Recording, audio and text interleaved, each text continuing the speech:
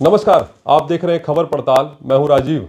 आज हम एक ऐसी साजिश का खुलासा करने जा रहे हैं जो किसी और के खिलाफ नहीं बल्कि कलमकारों के खिलाफ खाकी ने रची। ये पूरा मामला उधम सिंह नगर जनपद के दिनेशपुर थाना क्षेत्र से जुड़ा हुआ है, जहां 24 तारीख की रात एक घटना घटती है। इसका संज्ञान लेने के बाद पुलिस घटनास्थल पर पहुंचती है और जब वहां का माहौल देखती है तो पुलिस अपनी कार्रवाई करती है। लेकिन जब कलमकारों को इसकी जानकारी और सूचना लगती है तो वह एसपी सिटी से इस पूरी घटना पर उनका बयान मांगते हैं।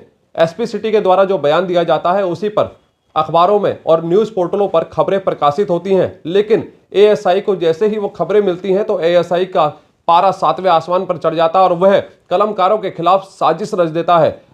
वह सबसे पहले एसएसपी उधम सिंह नगर को एक चिट्ठी लिखता है जिसमें वह उन कलमकारों के खिलाफ कार्रवाई के लिए संस्तुति मांगता है और वही चिट्ठी वह संबंधित अखबारों के संपादकों को भेज देता है, वो भी लीगल नोटिस के रूप में नहीं, सिर्फ और सिर्फ व्हाट्सएप के माध्यम से। जैसे ही संपादकों के पास पहुंची हुई ये पत्र जब रिपोर्टरों के पास पहुंचता है तो पूरे मामले का खुलासा होता है। आखिरकार क्यों ये एएसआई पत्रकारों को नोटिस देने पर आमादा हो जाता है? क्योंकि पत्रकारों ने अपने अखबारों और न्यूज पोर्टलों पर सिर्फ और सिर्फ ये खबर प्रकाशित की थी कि जिस दौरान एक व्यक्ति एक गांव में उपद्रव मचा रहा था, उस दौरान पुलिस के जो जवान मौके पर पहुंचे थे उन्होंने उस व्यक्ति पर काबू पाने के लिए काफी कसमकस किया। उस दौरान थाने में तैनात एक 4th क्लास कर्मचारी का हाथ टूट गया और जो उस व्यक्ति के हाथ में रोड थी वह उस एएसआई के लगी थी, जो खबरें लगातार अखबारों में और पोर्टलों पर प्रकाशित हुई। लेकिन इन प्रकाशित खबरों से एएसआई को ना जाने ऐसी कौन सी दिक्कत आन पड़ी कि वह उन कलमकारों के खिलाफ साजिश रचने लग गया। हालांकि वह भूल गया कि कलमकारों ने जिस एसपी सिटी का बयान लगाया है वह बयान रिकॉर्डेड है।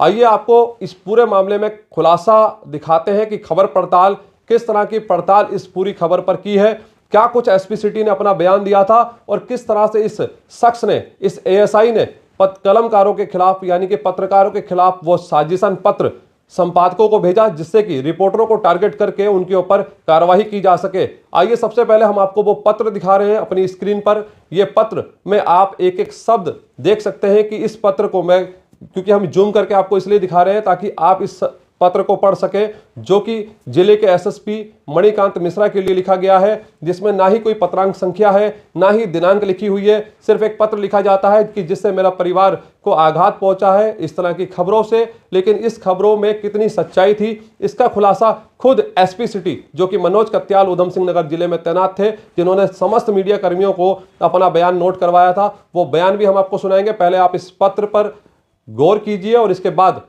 अब आप देखिए कि आखिरकार इस पूरी घटना पर, जो घटना वहां पर घटी थी, किस तरह से 6 लोग 7 लोग जो घायल हुए थे, इस पूरी घटना पर जो ये साजिश रची गई, आखिरकार कौन सही है। इस खबर पर आप अपनी कमेंट, अपनी प्रतिक्रिया जरूर दीजिए, क्योंकि आप ही तय करेंगे कि आखिरकार क्या कलमकार ठीक थे या फिर ये एएसआई ठीक है या फिर एसपी सिटी, यानी कि एसपी सिटी के द्वारा जो ऑफिशियल वर्जन दिया गया था उसी आधार पर कलमकार मीडिया कर्मियों ने उस खबर को प्रकाशित किया और उस खबर को पोर्टलों पर लिखा।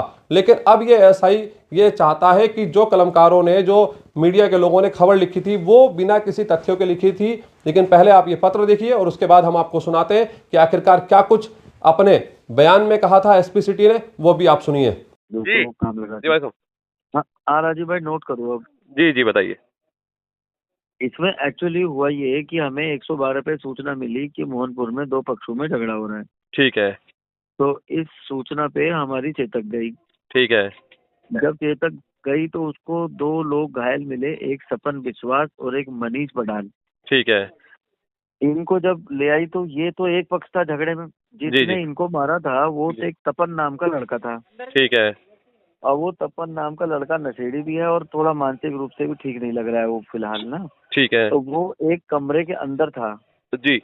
तो वहाँ पे एक ये हमारा एडिशनल एसआई उपरीति, जी। संतोष उपरीति, और एक वही 4th क्लास, जो जी।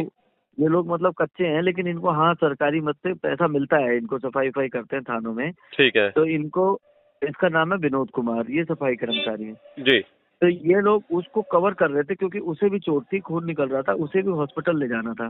ठीक है। तो वो अंदर कमरे में बंद हो गया, उसने कमरा बंद कर लिया अपना अंदर से। ठीक है। जब उसको निकालने लगे तो इसको तो धक्का लगा विनोद कुमार को, ये नीचे गिरा, इसका हाथ अपने ही नीचे आ गया, इसको फ्रैक्चर हो गया विनोद कुमार को। ठीक हो गया।